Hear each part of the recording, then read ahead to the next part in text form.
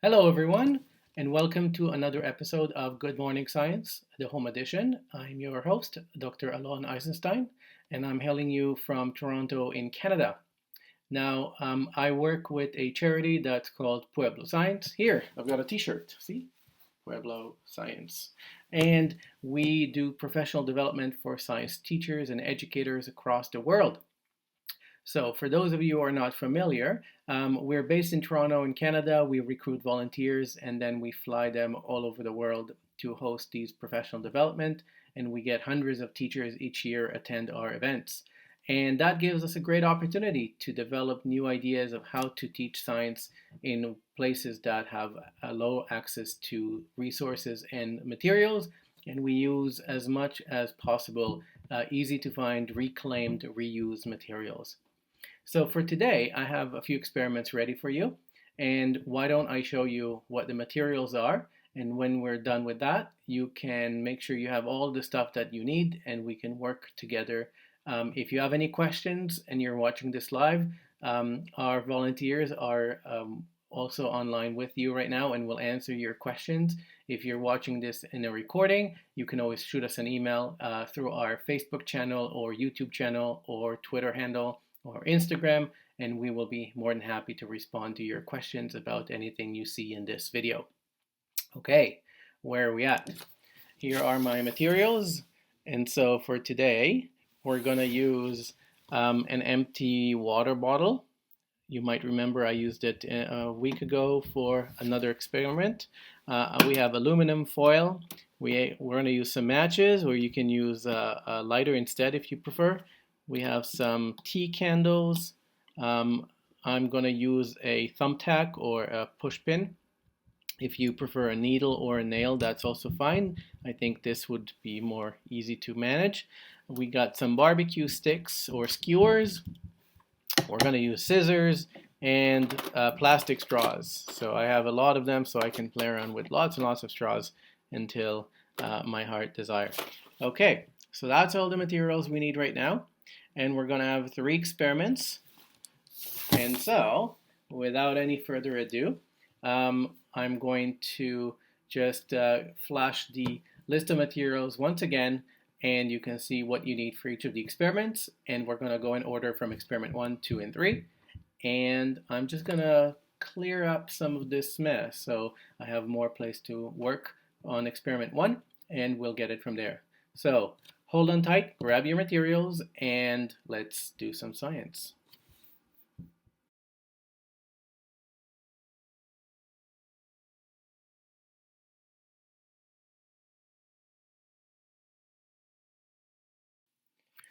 Welcome back. Let's start with our first experiment. For this experiment, we're going to need basically just 2 ingredients. We're going to need an empty water bottle, plastic water bottle, and a push pin or a needle, anything you can poke a hole through the plastic.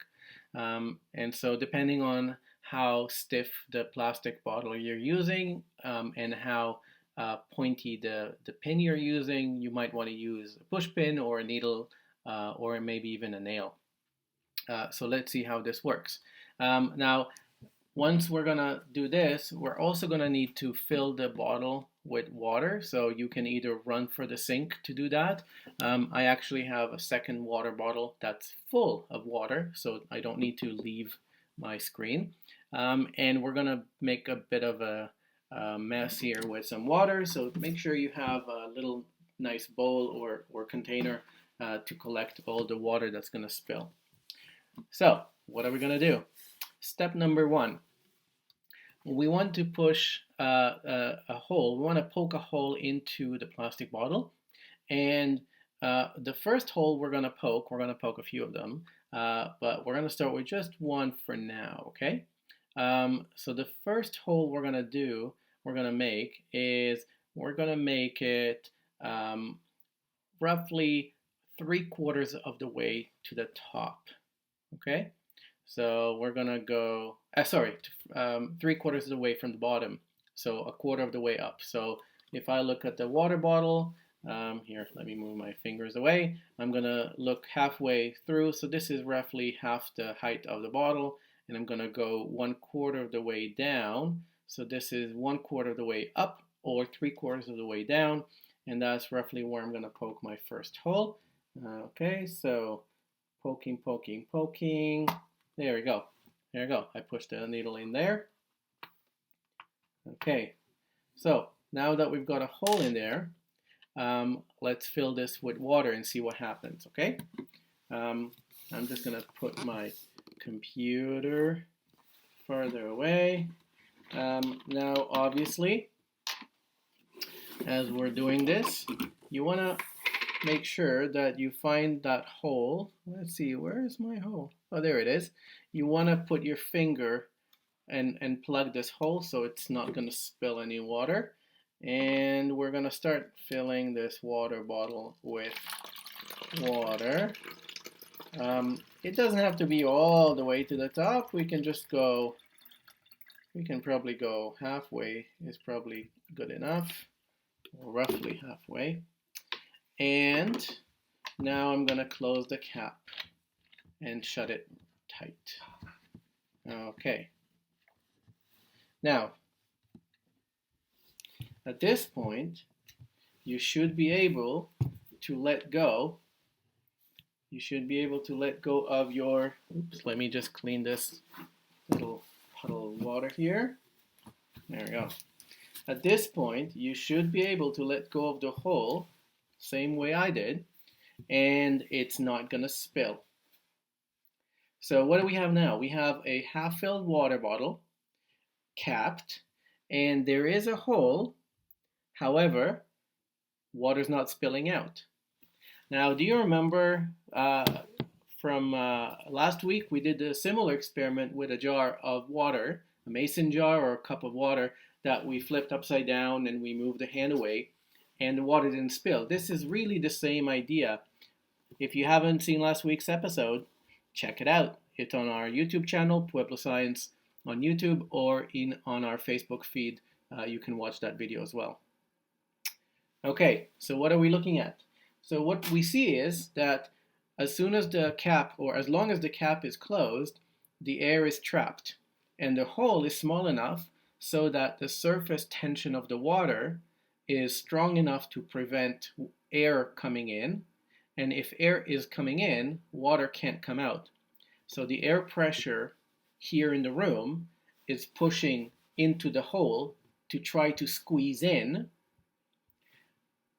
And because of the surface tension, it can't come in, and therefore no air can refill the air gap that would create if water spills out.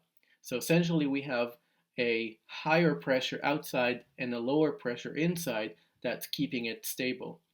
Now, what will happen if I open my bottle? So for this, obviously, I'm going to do this over this bowl here. Okay, so let's see what happens if I actually let go of my cap.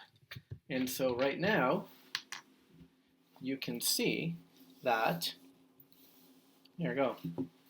You can see that the bottle is now peeing water outside because right now, new air can come in. So the pressure up here is the same as the pressure out here. And therefore, gravity is the force driving the spilling of the water from the bottle. So as soon as we release the cap, we're allowing air pressure to refill, or air pressure to push new air in, and therefore the air pressure in here is always the same. So it never goes to a point where air pressure outside is higher than, air pressure in the bottle. Isn't that cool? Yeah, it is. Okay, now I'm going to spill this all completely.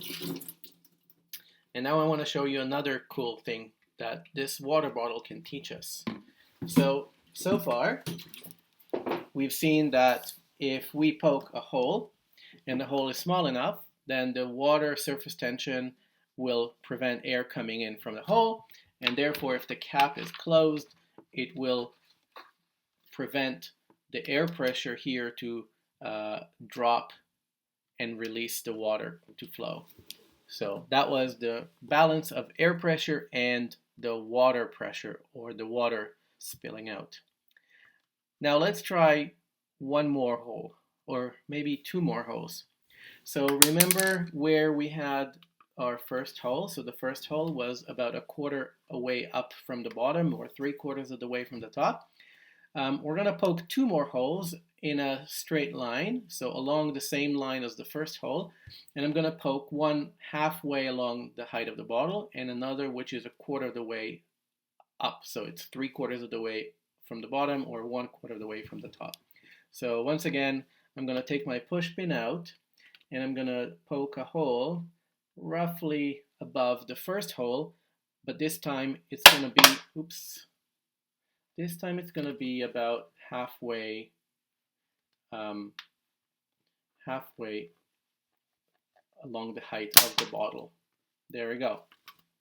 Okay, so the first hole was here, the second hole is here, and now I'm going to roughly aim for 1/4 height up. So that would be either 1/4 from the top or 3/4 of the height from the bottom. So that's roughly about here maybe. And again, we want to make sure that this is roughly, they're all along the same line. So they're all making a relatively straight line. Okay, so now you've got 3 holes and we're gonna refill the water bottle. Now this time it's gonna probably be harder to fill the water bottle without spilling any, but we're still gonna try and do our best. So this would probably be a good place to have our water bucket to make sure that it doesn't spill all over the place.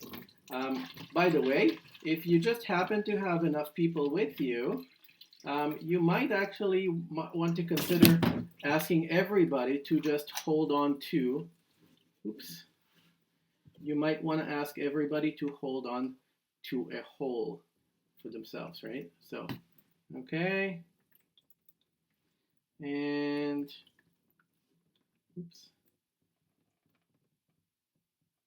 okay. So, now what we're going to do is, I'm going to hold it up here. Oh, sorry. Okay, this is going to be a bit tricky. So I'm going to hold a water bottle like so, just so I can explain what I'm going to do, and then we're going to watch this together.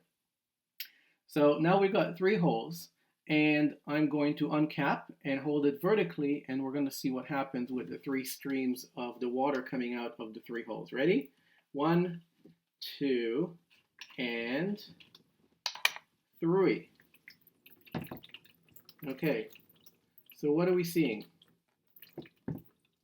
We're seeing that the one at the bottom is actually spitting out quite far, and the one in the center, oh, there we go. The one at the center is going slightly weaker, and the one at the very top is barely drizzling. So it's just dripping here on the side, barely. If that happens, you might want to see if you can make that hole bigger. So I can try and poke my push pin and try and make it bigger. Nope, that didn't make much difference. But you can see that the higher stream is actually going at a steeper angle than the one at the very bottom.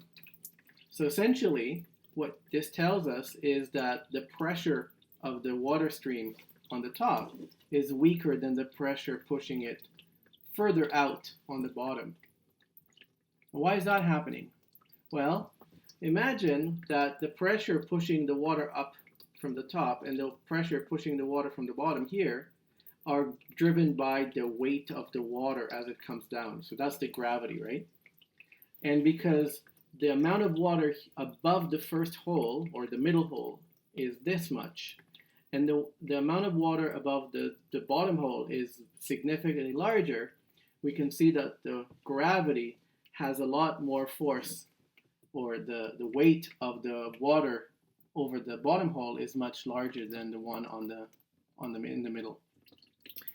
So that tells us that the weight of the water is applying pressure, and you can see this pressure by the stream. Let me refill this and see if we can restart the whole process again. Okay, I'm going to restart the whole thing, And oh, now we can see all three of them.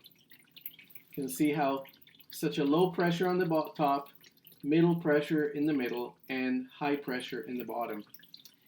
And if you ever go into the sea, if you are a scuba diver, you know that the deeper you go in the water, the higher the pressure is, because the water above you is applying all this pressure onto you. So essentially the water here is experiencing higher pressure than the water here compared to the water here. And just to give you an idea how much pressure, imagine that if you stand on the surface of Earth, the pressure you feel is the weight of all the air column from the surface of the Earth all the way to the edge of our atmosphere. And that entire length of height of column of air applies 1 atmospheric pressure. And that's 10 kilometers worth of length to the edge of the atmosphere, give or take. If you go into the water, you only need 10 meters to get the same equivalent extra 1 atmospheric pressure.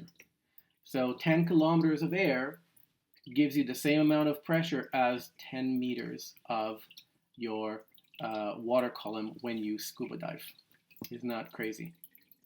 Okay, so I hope you enjoyed that. Now we understand a bit about air pressure, and we understand a bit about water pressure and how they relate to one another. I'm gonna dry up my hands and the mess I made here on the table, and I'll be back with experiment number 2. So take your stuff away, dry up, and let's move to the next experiment. Welcome back. I hope you dried up your hands and the table. Let's move to experiment number 2. For this experiment, here's what we're gonna need. We're gonna need aluminum foil, matches or a lighter, tea candles, a barbecue stick or a skewer, and scissors. So I already cut a piece of aluminum foil, so I don't need the whole roll. I just need a nice square, and we're gonna use scissors. So here's what we're gonna do. We're going to make a circle. So I'm going to use the aluminum foil, which is nice and flat, and I'm going to cut it to a large circle. Now don't worry about too much about the sizes. We're going to trim it down to size. So it's better if it's slightly larger than what we need rather than a bit smaller than what we need. Okay, and now I have a semicircle. My next step is I want to create a spiral. And so I'm going to cut, in this case, I'm going to cut in this direction. So this would be clockwise, right? So I'm going to cut clockwise to create a spiral. The way to do that is you simply start from one direction and you maintain roughly the width of your 2 fingers as you keep going along. So I'm just going to go with 2 fingers width, or roughly 2 centimeters or 1 inch. It doesn't matter that much, but just keep a relatively fixed width from the edge, from the outer edge as you cut. And you keep going in a circle until you come through a corner, and keep going, and make sure not to crumple your aluminum foil too much. Okay, until you reach the center. Let me twist this so it doesn't start crimping too much. Okay, and then at the very center, we don't need it to be too large. Probably about this size. So leave a circle that's roughly, I don't know, again, maybe three centimeters width, or maybe just over an inch diameter. Okay, so now we've got our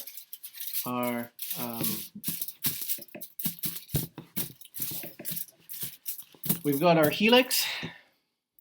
Okay, this looks like a weird angle, so I'm just gonna make it slightly more roundish there.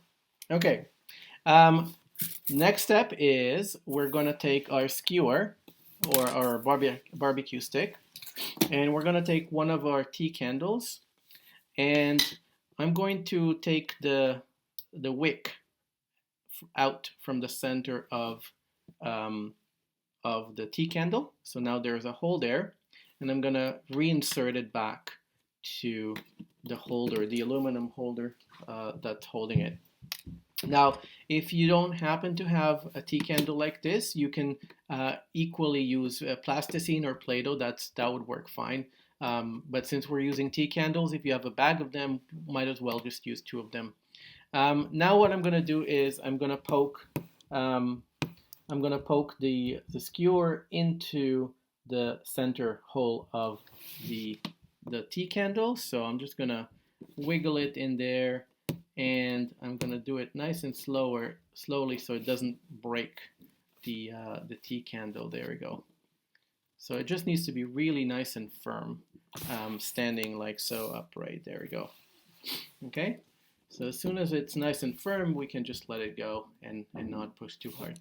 Okay, so this looks like it's gonna stick. Okay, so now that the skewer is fastened in place, we're gonna take our spiral, and we're gonna hold it up and make sure that it reaches roughly the height of the skewer. So roughly from the center to the table. And at that point, I'm just going to put my finger at the center and kind of mold it over my finger, so I can create like a little thimble, a little cup, like so. See?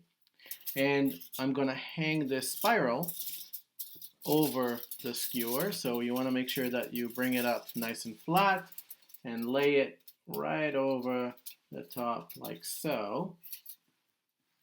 And at that point, you can see that even as it's resting, it's touching the table. So I'm gonna cut it so it's a few centimeters over the table, and I'm gonna straighten it so it's kind of semi-hovering like so. And most importantly, I tore it. Let's see. Okay, so I did actually tear it, so it's slightly higher than I wanted it to be, but that's okay. We can still see if it works. But the most important thing is it's going to rotate very freely over the skewer. That's really what we're hoping for. So let's take our second tea candle, and this is now where you want to get the adult supervision. So we really need adults here. Don't light up candles on your own kids, please. So let's put the scissors away. And I'm going to light up this tea candle. Oops, and you can see it's already starting to spin as soon as I light up. Now see what's going to happen there. Okay, so it's not catching very well. Come on, little tea candle. Don't die on me. Oh, there we go. Okay, now I hope it's going to work because it is shorter than I wanted it to be. So I could make another one, but I can also try and see how well it's going to work with this height.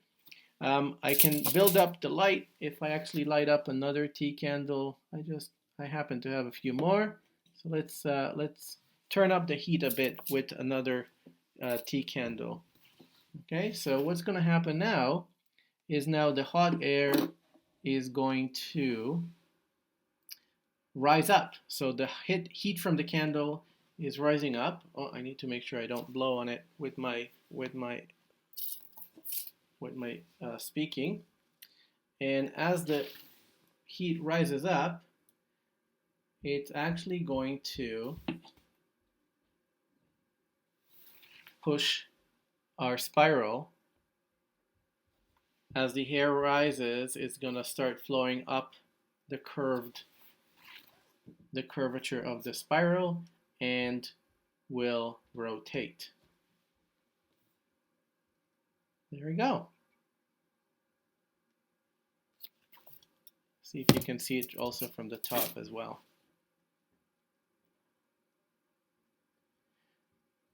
Now, if you're using a lighter instead of matches, it might actually work better because the lighter is actually stronger. I can make it go faster if I go actually a bit higher.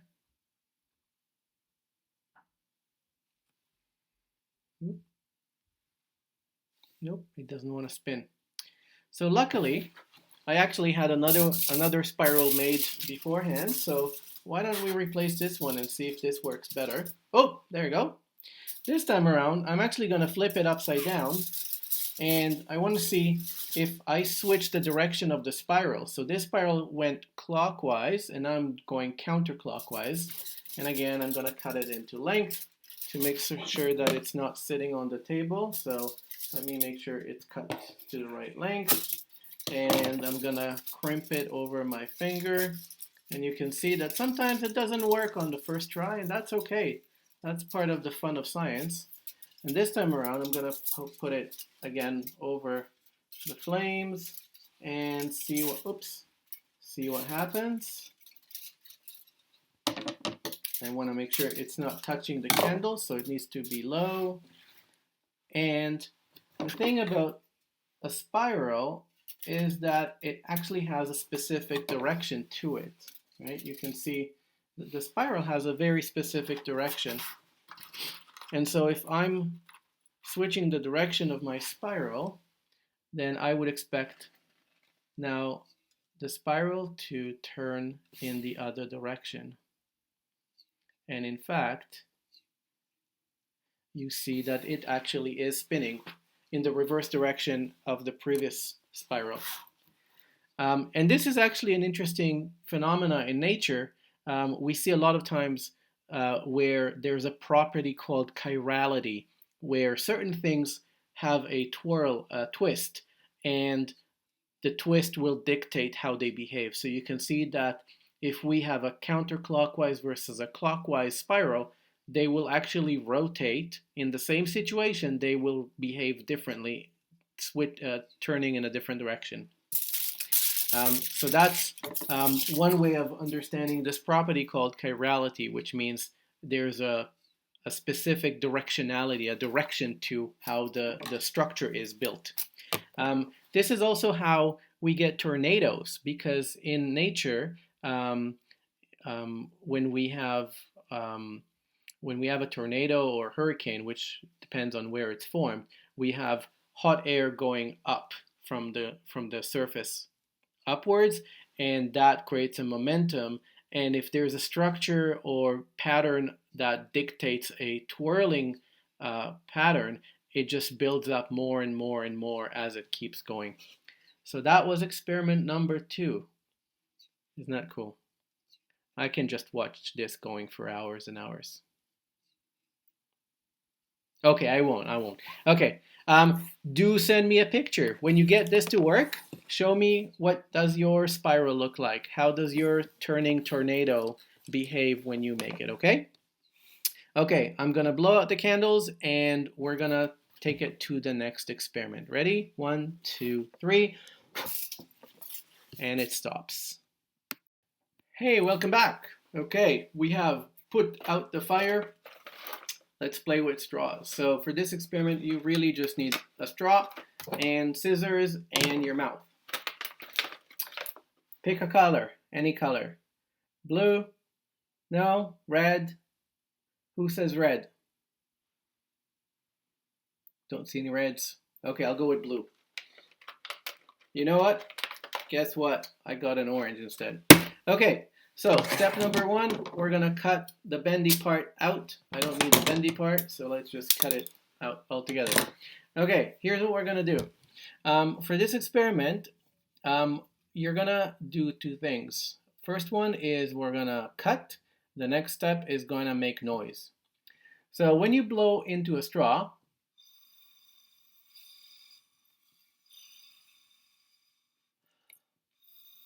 you can hear the air passing through the straw, but it's very faint. Now, if we actually crimp the edge of the straw, so I'm going to use my teeth to crimp the edge. I can also use scissors. So here, let me use scissors because it's easier to show. I'm just going to push about I don't know, a centimeter or less away from the edge, and I'm going to slide it like so. Okay, and I'm going to crimp it. I'm going to crimp it, so I'm really kind of flattening that piece out. So can you see it's a bit flatter now? Here we can try a bit more. I'm gonna apply some pressure. Again, if you're little kids and you can't do it on your own, ask your parents. The alternative is to just hold it between your teeth and push and slide it out like so. Like so. So we just need the edge to be crimped, maybe a centimeter, that's okay. And then I'm going to cut it diagonally, like so. So you see I'm cutting the edge off, and I'm making a little triangle. So about a centimeter from the edge, and you see now it's slanted, and I'm going to turn it around and do it again. And now I have a little triangle at the very end, and just if I don't want to get poked, I can remove the very edge of it so it's not pointy. So what do we have now? We have it looks like two flaps, two little reeds. And so here's what we're going to do now. I'm going to squish it again a bit, like so. I hope it works. And I'm going to hold it in my mouth, and I'm going to blow, same as before, but I'm going to make sure that my lips are sealing around about a centimeter away from the edge. So I'm going to clear from the edge where I just cut.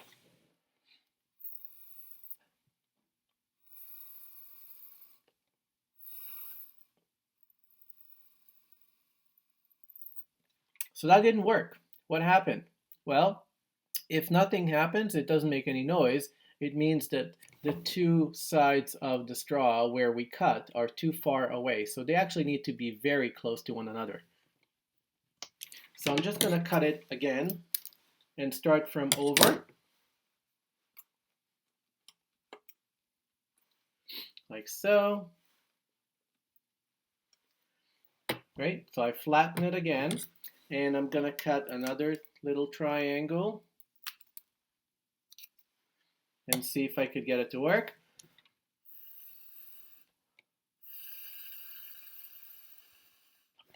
That didn't work either. Maybe it's the color. Let's try a blue one, okay? If at first you don't succeed, try and try again. So this time around, I'm gonna use scissors just to change it around.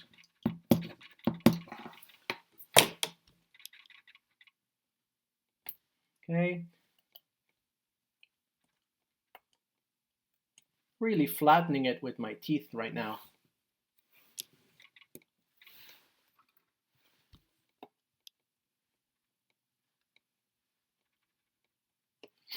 Is it flat now? Looks pretty flat. Okay. Now I'm gonna cut again. I'm gonna cut again. Oh.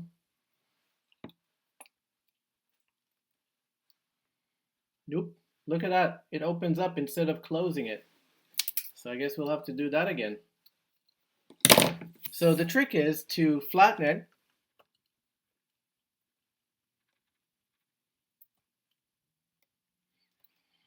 And get it to stay really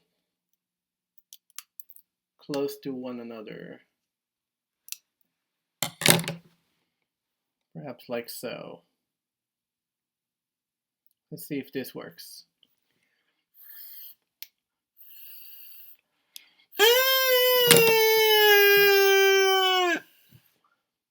So you want to make sure that the two flaps are not too far away, and at the same time, if they're not going closer, depending on the straw you're using, you might need to squish it harder again, or alternatively, you might need to blow harder.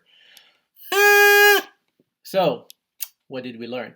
We learned that sometimes they spread too far away, sometimes they bend not the right way, and sometimes you need to blow harder.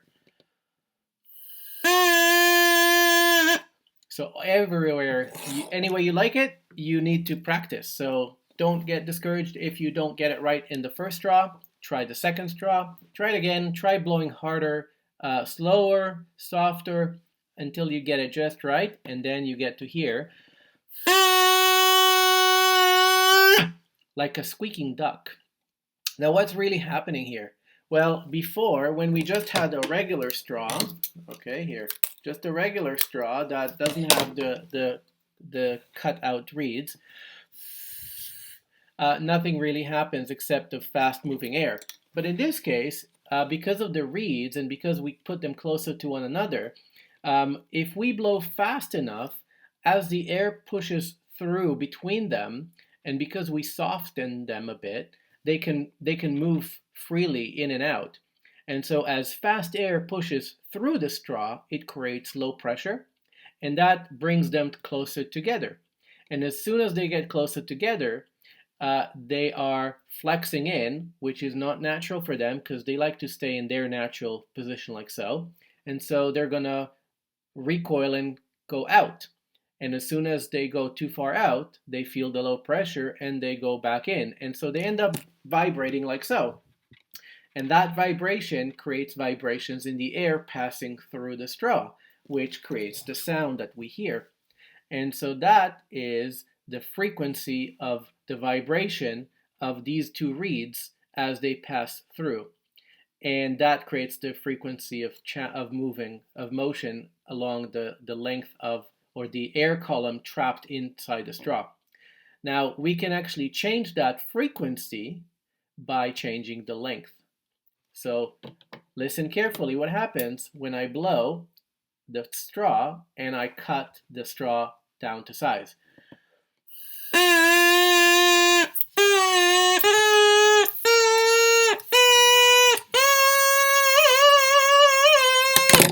Isn't that cool? So you can actually make multiple of these and tune them to the right frequency, and maybe you can get your own little pipe organ. So we've learned how to make a little oboe or a little harmonica, I don't know, a little windpipe with two reeds vibrating as they feel the low pressure passing through them. Okay, make sure to take videos with the sound on. I'm eager to listen to what sounds you can make with these straw. Isn't that cool? So we're done for this week. I hope you enjoyed the experiments. Just as a reminder, here's what we did. We took a plastic bottle and we poked holes, and we saw how with the cap on and one hole we can keep the water in tight because of the air pressure holding the air pressure pushing the water in, and no pressure can come in, or no air can come in to equalize that. And therefore we have an imbalance, so that keeps the water inside the water bottle. As soon as we open the cap, comes out.